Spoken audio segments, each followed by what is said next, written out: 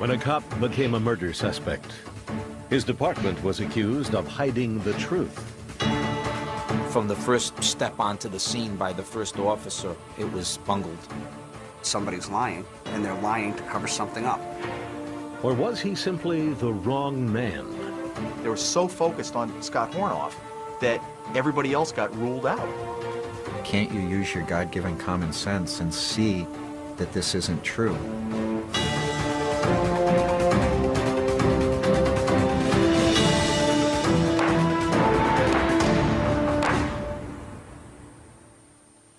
No one knows how many people have been wrongfully convicted, but for every one of them, there is someone else who has escaped justice. The dream that somehow that guilty person will be found has got to haunt the jail cells of the innocent. It certainly haunted a former police officer from Warwick, Rhode Island, who was serving a life sentence for murder. He had no idea that his salvation would lie not in DNA or the courts, but in the conscience of a man he had never met.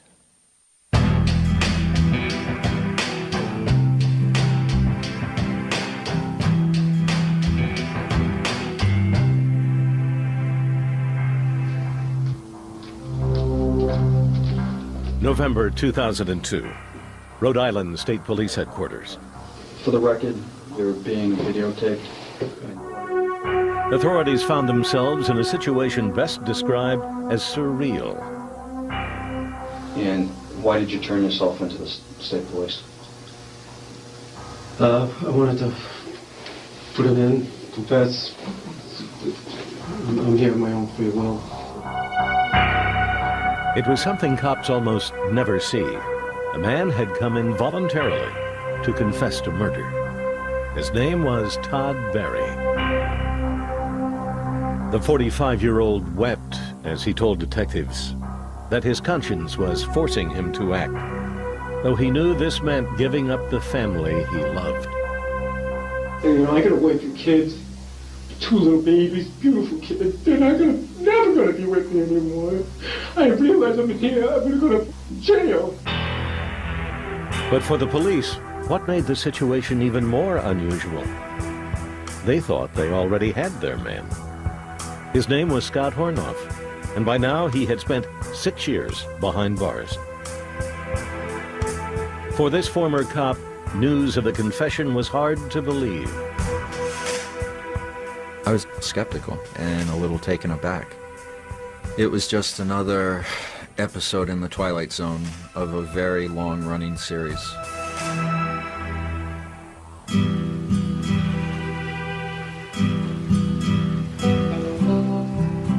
It began here, just off the shores of Narragansett Bay in Rhode Island.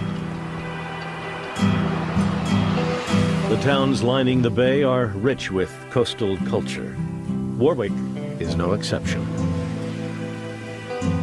Catering to that culture was Warwick's Alpine Ski and Sports. In August 1989, the store was finishing its end-of-summer sale. 29-year-old Vickie Cushman was one of Alpine's employees. Cushman brought the hard work and discipline she had learned in the Army to Alpine, but she was also something of a social butterfly. Living in an apartment next to the store made it easy to come over to chat with her friends. She often talked about relationships. She knew she wanted to have a family, she knew she wanted to get married, so she was spending a lot of time figuring out, okay, who's the right guy for me? But on the morning of August 11, 1989, Cushman didn't show up for her usual banter or her shift. One of the employees came up to into my office and asked me to go upstairs and check on Vickie. Gary Anderson climbed her stairs and heard unusual sounds coming from her apartment. The cat was all wound up. He was standing at the door making weird noises. The door was partially open. So I walked up the stairs, and strangely, as you could feel, there was something wrong. Careful not to touch anything, Anderson pushed the door open with his elbow. I'd entered the room, and there she was laying on the floor with a large pool of blood around her head. It was obvious that she was dead. He called police, who arrived within minutes. They made this videotape of the crime scene. That's what I'm doing right now. Okay. Vickie Cushman had been bludgeoned to death.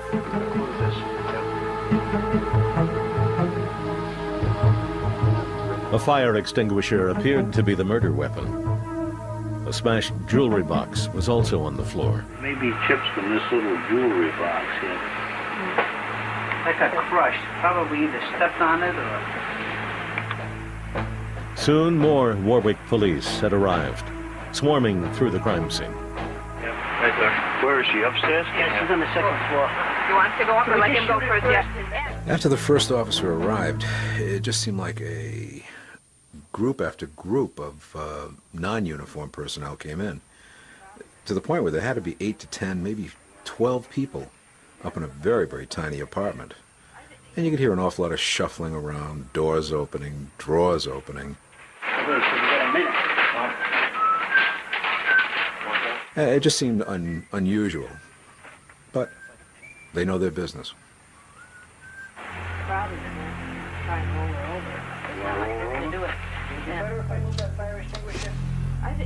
As police searched the apartment, one piece of evidence they collected was Vickie Cushman's Rolodex. Inside was a card with the name and number of an old flame, Todd Berry. But detectives from the Major Crimes Unit, for reasons unknown, would not follow up on that name. Instead, they focused on something they found on Cushman's table, a letter she had written to Jeffrey Scott Hornoff, who happened to be an officer on the Warwick police force. At 26, Hornoff, who went by his middle name, was a detective who'd been on the force for 5 years. He was married and had a 7-month-old son. Hornoff was also a member of the Warwick Police dive team, which made him a regular customer at Alpine Ski and Sports. There were a lot of police divers, and they would come in just to talk to people, to see what was going on. In the letter detectives discovered, it appeared Hornoff and Vickie Cushman were more than acquaintances from the dive shop.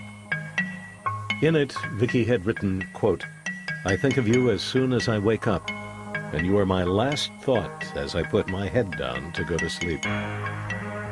My day doesn't feel complete until I see you. I'm hooked on you." Police questioned friends and co-workers who confirmed that Vickie had been having an illicit affair with a married Warwick officer. Co-worker Joanne Arquetto told police that the day before Vickie died, she had been visibly upset and hinted that the relationship had changed. He wanted to break it off, and she was still in turmoil because I think in her mind she was in love with him, and she didn't want to break it off. To detectives on the case, Vickie's unwillingness to end the relationship could have given Scott Hornoff a reason to kill. That afternoon, when Hornoff arrived for his shift, he was ushered into the captain's office. They shut the door behind me, and I started to get nervous. And they basically read me my rights, that I was a suspect in the murder of Victoria Cushman. My head was spinning, my stomach was doing flip-flops. Hornoff says the interview was brief. No recording or formal report of this conversation was ever placed in the investigation file. He says he admitted that he and Cushman were friends, but did not elaborate further. During that interview, Hornoff offered to take a lie detector test. As the test began, however, Hornoff decided to come clean about his relationship with Cushman. I just wanted to be 100% cooperative so they would eliminate me as a suspect and move on. During that polygraph, in the pre-polygraph interview, I admitted to being intimate with Vickie and that it was only brief. Hornoff explained to the examiner that he had had nothing to do with Vickie Cushman's murder. He was told he passed the test and was called back to the captain's office. He said even though he was a little upset with me because I hadn't been as forthcoming with him as I was with the polygraph examiner, that he felt that, you know, I wasn't a suspect any longer and no action was going to be taken against me. I was relieved. I thought it was all over. I thought now they can look for the guy responsible. The next day, Scott Hornoff returned to his usual routine, second shift detective work. Meanwhile, the detectives in the Warwick Major Crimes Unit would quickly be diverted from the Cushman murder by other cases. Reporter Jim Hummel was covering the story. I remember her father, Robinson Cushman, coming to us, coming to the media, going to the Warwick police saying, look, please don't lose track of my daughter. Yet little action would be taken for 2 long years, until charges of a police cover-up would put Scott Hornoff under suspicion once again.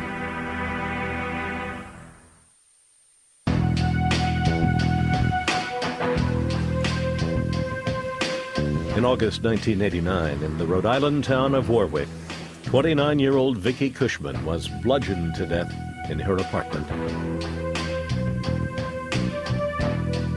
The first suspect to be interviewed and cleared was Scott Hornoff, a married Warwick police officer with whom Cushman had had a brief affair.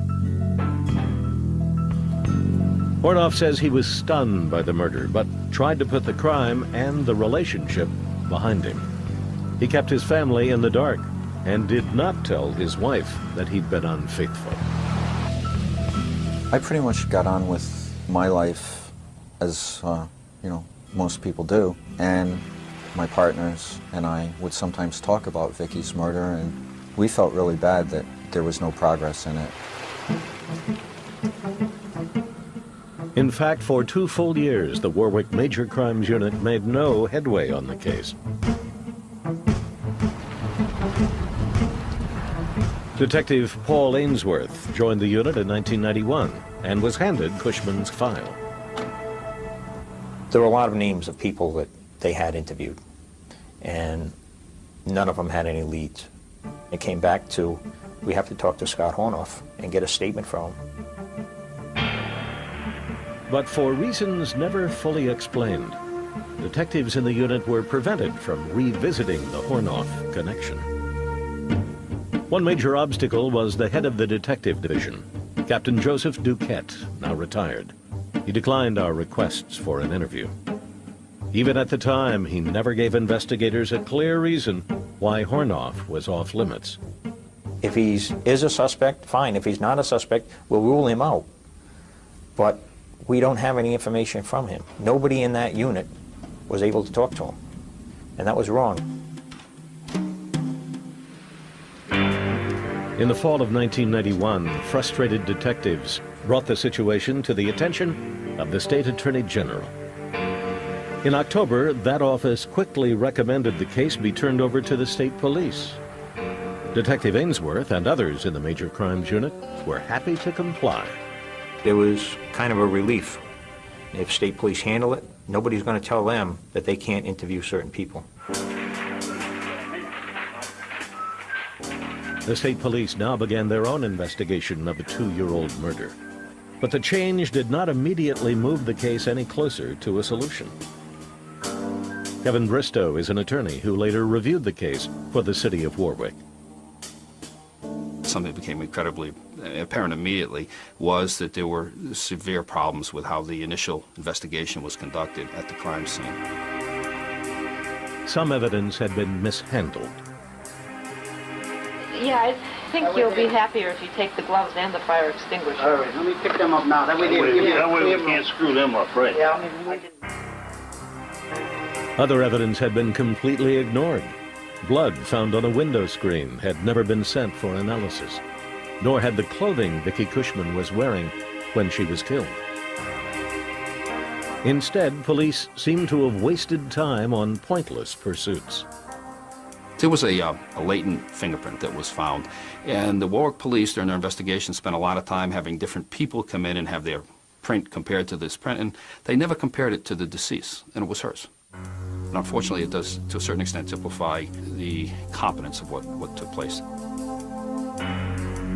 One crucial piece of evidence overlooked by the Warwick Police Department would also be ignored by state investigators. a card in Vickie Cushman's Rolodex. On it was the name of old flame Todd Berry. Berry had not been followed up on before and still wasn't now. Instead, the state made Officer Scott Hornoff the focus of their investigation. What state officials learned about Hornoff's activities on the night of the murder raised suspicions. Hornoff had been at a party with other police officers that night. He had left the party late in the evening, but then returned over an hour later. There were statements that were made that he was at this party that night. He left the party, he came back, he was a different person when he came back, and never talked about where he was. State detectives saw this missing hour as a possible window of opportunity for the murder. On November 13th, 1992, after the state police investigation had gone on for a year, detectives requested an interview with Hornoff for the first time. His attorney, Joel Chase, was unable to make the meeting. And he said, well, I'm going to go on my own then, because I didn't do anything wrong, and I'm simply going to tell the truth. Major mistake. Early in the interview, Hornoff had no problems. He calmly recounted the details of his extramarital affair with Vickie Cushman. Scott, would you tell me how you first met Vickie Cushman? I met Vickie Cushman through scuba diving. She was an employee at the Alpine Dive Shop. Hornoff told investigators that Cushman had propositioned him at a restaurant and then would call him at work to arrange meetings. She would invite me to her apartment to go up and have iced tea or lemonade. And did you accept her invitation? Yes, I did. Hornoff explained that when he decided to break off the affair, Vickie, he thought, took the news well. Did she ever get upset with that? I could see that she was a little sad, but she wasn't... Was she crying? No. At that point, the interview shifted, and Hornoff's trouble began. Detectives questioned Hornoff extensively about the party he had been to the night of Vickie Cushman's murder. Do you recall that particular party? Yes, I do. It's very clear in your mind? Parts of it are clear. It happened 3 years ago, but... Detectives were especially interested in when Hornoff and his brother left the party. I'd say it was between, I'm only guessing, 10 or 11 o'clock. I'd say somewhere close to 11. Hornoff said his brother had dropped him off at his house, but that he had immediately driven himself back to the party to retrieve some tapes he had left behind. I was only there at the most maybe 10 or 15 minutes tops.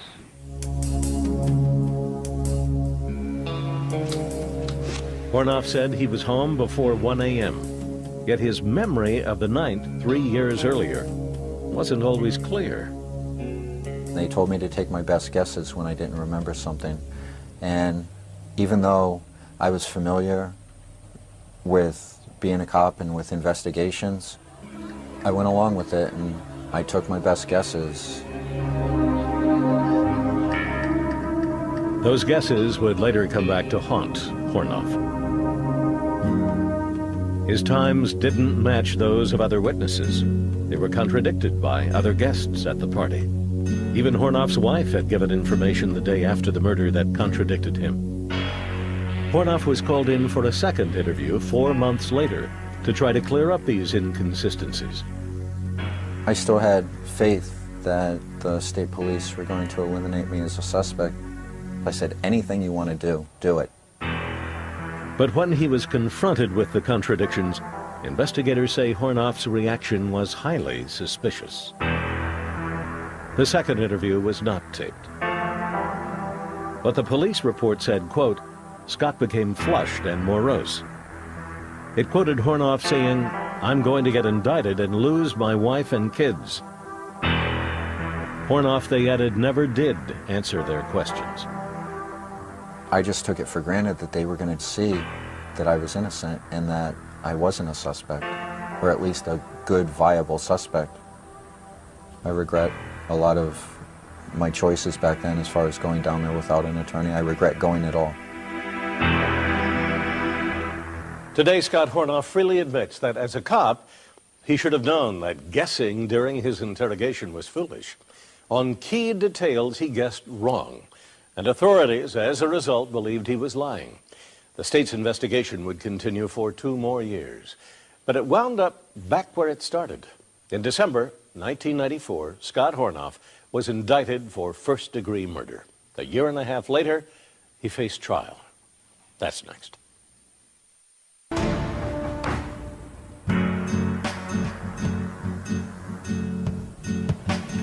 In the spring of 1996, police officer Scott Hornoff was facing trial in Providence, Rhode Island for the 7-year-old murder of Vickie Cushman.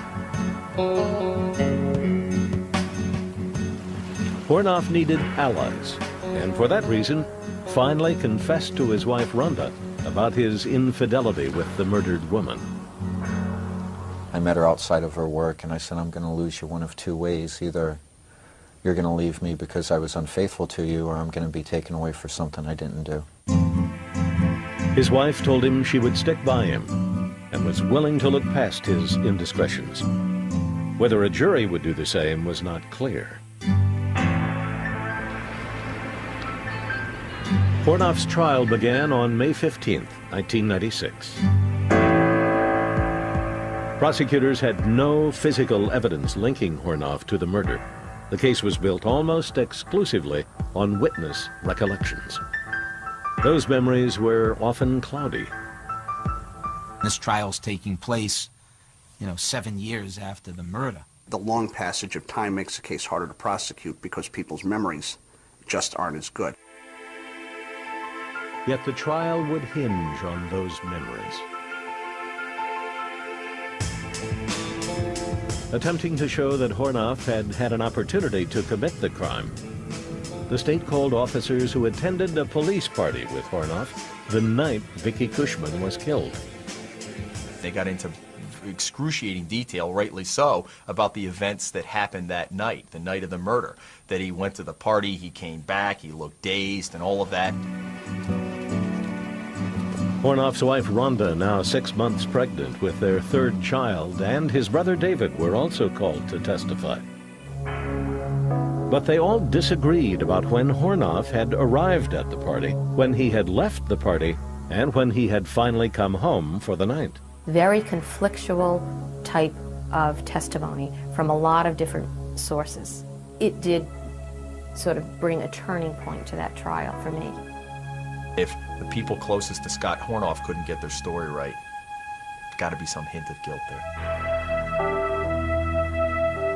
Jurors also did not like what they learned about Scott Hornoff's personality.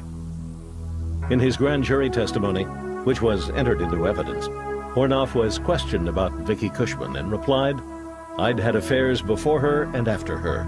It was just one of those things." Listening to the affairs, the deception, the sort of casualness of how Scott treated women, naturally I reacted to that.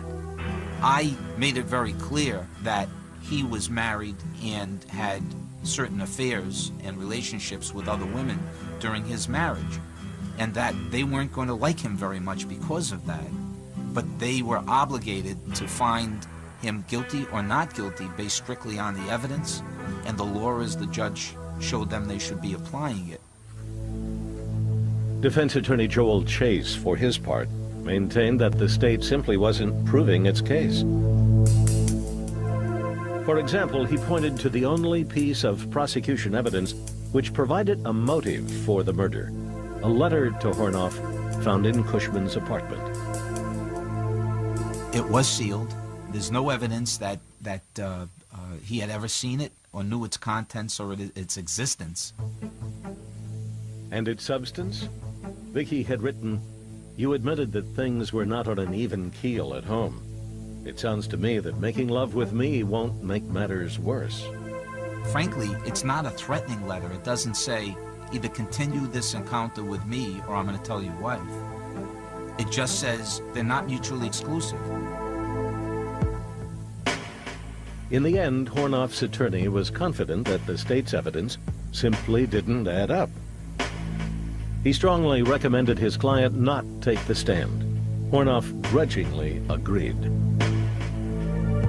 All I wanted to do was stand on top of the desk and say, can't you just look at the facts? Can't you use your God-given common sense and see that this isn't true? But some jurors were troubled by this decision. I just would have liked to have heard from him what his side of the story was. They just said, we want to hear from you. Why aren't you getting up if you're innocent and shouting it from the rooftops? On June 17, 1996, the case went to the jury. Could he have done it? Yeah. Could he have not done it? Possibly. But having sat through 6 weeks of that trial, I came away with a very gnawing feeling that they didn't prove their case. Jurors thought otherwise. After 3 days of deliberation, they took a vote. You could hear a pin drop in that room, and one by one, guilty, first degree, guilty, first degree. And it was, when we got all around the table, it was like, my God, you know, this is our decision. That afternoon, court was reconvened for the verdict, and Scott Hornoff was brought in. Normally, if it's a not guilty verdict, the sheriff won't stay right next to you. There's no reason to. But he wouldn't leave my side, so that wasn't a good sign. The verdict was read aloud. Guilty of murder in the first degree. All hell broke loose. People were screaming, people were yelling. I remember looking over at Scott, and I think he was just blank. And I was led downstairs to the courthouse cell block. They took my tie, my belt, my shoelaces. They strip searched me. It was pretty humiliating, and I was in shock.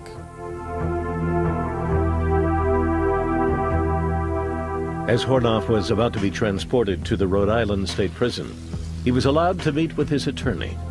He had one question. I asked him how long it would take for an appeal, and he said maybe a year. And I said, I don't know if I can do a year.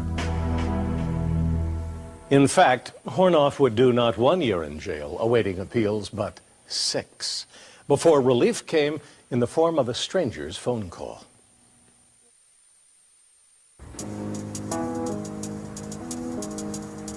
The 1989 beating death of Vickie Cushman in Warwick, Rhode Island, had sent Scott Hornoff to prison for life.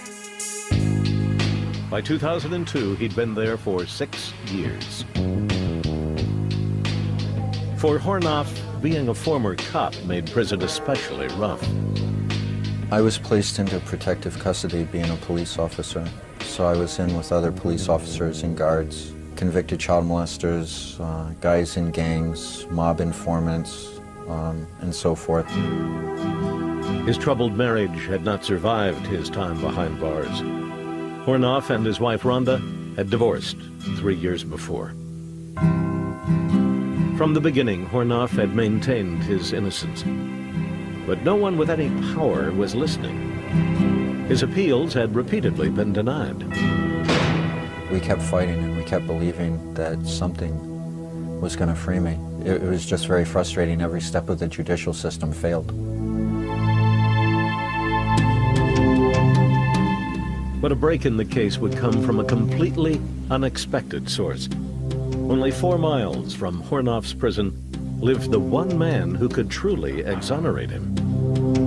His name was Todd Berry. Berry was a 45-year-old carpenter with a wife and 2 children. He'd had no prior scrapes with the law.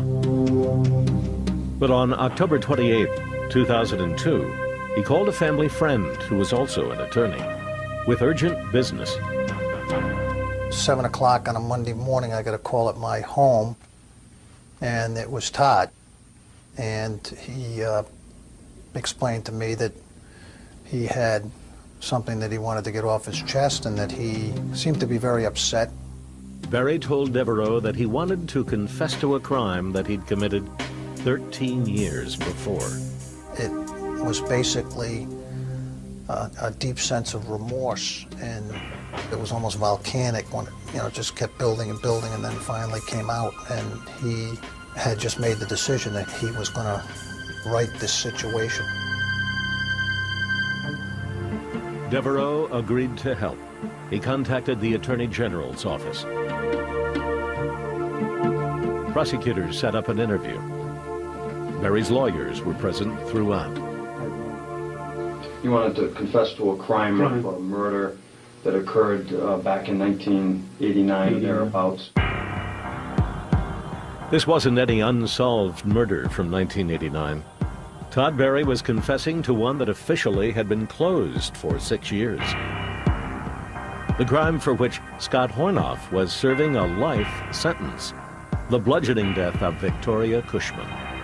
The victim, Victoria Cushman, is that true? That's correct. Okay. Initially, detectives were skeptical. They spent the first hour of their interview questioning Barry about his relationship with Cushman. So you had some dates, traditional dates, yeah.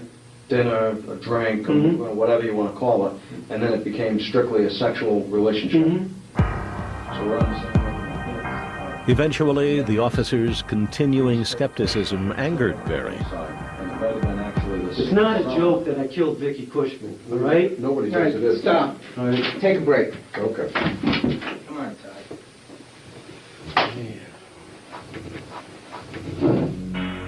Barry returned to the room a few minutes later, very emotional. A terrible thing happened with Vickie. She died. I killed her. I never, ever intended to kill this girl. And at any time, anyway. Barry went on to say that on August 10th, 1989, several months after he had stopped seeing Vickie, he had been drinking heavily and smoking marijuana. He told detectives he went to Cushman's apartment that night, but could not say why. Barry said he was strangely determined to talk to her. She wasn't frightened. She wasn't, she was more like, what are you doing here? And I saw her, Vickie, man. I started to talk about our relationship, and then I never thought it was a healthy relationship. And then, she brought up this police officer. The officer was Scott Hornoff. Vickie said he was planning to leave his wife and son. Todd Barry said he told Vickie he did not think this would actually happen. We got a little tense because I was like, Vickie, you're going to ruin this guy's life. And she said, no, he's going to leave. He's going to leave. And everything just, I'm like, no, Vickie. Then Barry's story took an abrupt and bizarre turn. He said Vickie discovered that her cat had gotten out the window, and she angrily threatened to sue him. I'm going to, something happens to the cat, I'm going to sue you. And then I just lost it. What happened? And then I jumped, I just attacked, jumped on her and You grab her? Kick her? No, I didn't kick her. I just... Punch her? No, I didn't punch her. What'd you do? I strangled her. I remember strangling her. And then Barry revealed a telling detail.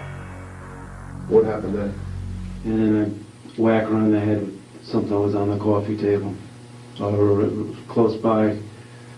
And what do you think you hit her with? I think I hit her with a small object. I'm not exactly, something like about that big. It had never been viewed as a prominent object. It had never been viewed as the actual murder weapon. It was a jewelry box. And he discussed that in great detail, and actually how he used that to strike her. And that was the kind of graphic detail. He described it in such a way that that convinced us that he really was the person who killed her. What Barry could not provide for prosecutors was any explanation for his actions. Only remorse. I'm not 100% certain on all things that went on that night, except I was whacked out of my mind. I did a horrible thing to this poor girl. She didn't deserve to die. Whatever possessed me to do something like that, I have no idea. Barry did know why he had come forward. Guilt over the crime and the fact that Scott Hornoff was paying for it. I've been hiding all these years, and that this guy's in jail, and there's no freaking way I can have this guy in jail and me outside. No way. No how. Were you doing any kind of drugs or drinking during this 2-week time frame? When the interview was finally over, Barry seemed prepared to accept the consequences of his actions. You had somebody who almost seemed more at peace in his own mind after he went through the process and basically surrendered himself to the state police. But prosecutors faced another challenge. If Scott Hornoff was in fact not guilty, we had to do what we could to get him out of jail as quickly as we could. Freeing Scott Hornoff was not a matter of simply turning a key, but in his case, once the wheels of justice began to turn again, they turned swiftly.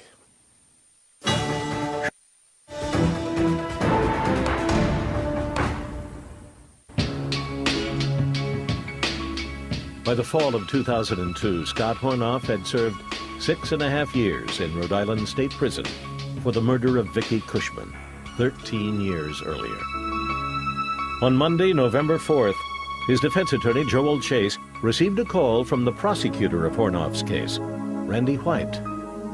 He said, something significant has happened over the weekend. So I said, well, what is it? He said, I really can't talk about it over the phone. And I said, well, Randy, I mean, animal, vegetable, or mineral, I mean, at least tell me whether it's a good significant or a bad significant. And he said, well, for you and Scott, I think it's a good significant. Later that morning, Hornoff was taken from his prison cell to a windowless conference room where his lawyer was waiting with authorities. I kind of took a step back, and I immediately thought, what are they going to accuse me of now? It really couldn't get much worse. So I had a seat, and I don't remember the exact sequence of questions, but at some point they asked me if I knew anybody with the last name of Barry. When Hornoff said no, it was then that authorities got to the point. They explained to Hornoff that another man, 45-year-old Todd Barry, had confessed to the murder that had put him in prison. Even more shocking, they hoped to release Hornoff on bail as soon as possible. Here I am fighting for my life, and here this guy comes out of the blue. I called my mom and I said, I'm coming home today.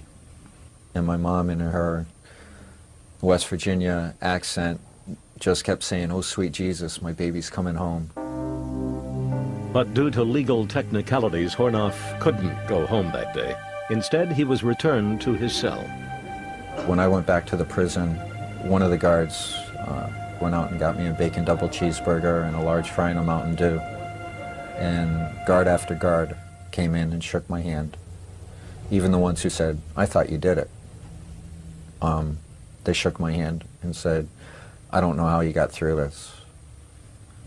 That felt really good. Just 2 days later, on November 6th, Scott Hornoff's mother and brother were among the many supporters packed into the Providence, Rhode Island Superior Courtroom. Then Hornoff was ushered in by guards. Walking in there with shackles and handcuffs was pretty tough, but I knew it was the last time I was ever going to wear them. I remember his coming in and looking around, kind of like, I can't believe I'm here. Almost like I knew this was going to happen one day, but he was still trying to drink it all in. State Prosecutor Randy White proposed that Hornoff be released on bail until his charges could be vacated. After a brief statement from the defense, Judge Krause made his pronouncement. Mr. White, are you firmly convinced, beyond all doubt, that the position you take this afternoon is absolutely in the interest of justice and fundamental fairness, as well as the integrity of the court and the judicial system? Yes, we are. Been defendant shall therefore be released upon a $10,000 personal recognizance bond on all three matters that are before the court. Court will be in recess. Thank you. Further proceedings. Thank you. Thank you. Thank you, Your Honor.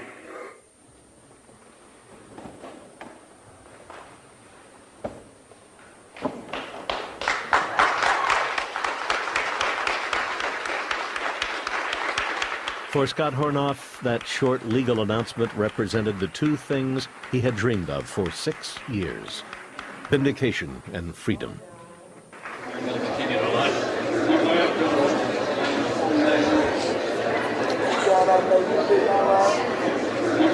It's a miracle, hon. It's a miracle.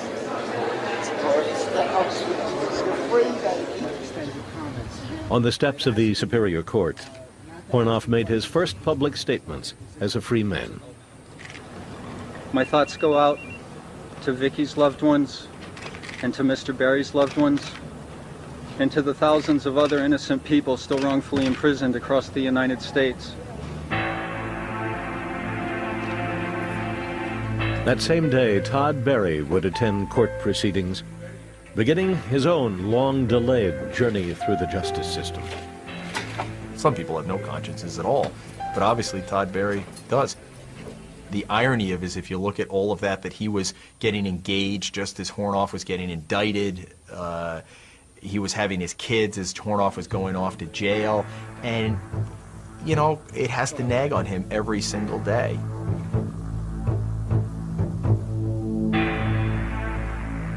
To prosecutors, the Vickie Cushman murder case offers no simple lessons. We can't point to anything that went wrong other than the ultimate decision.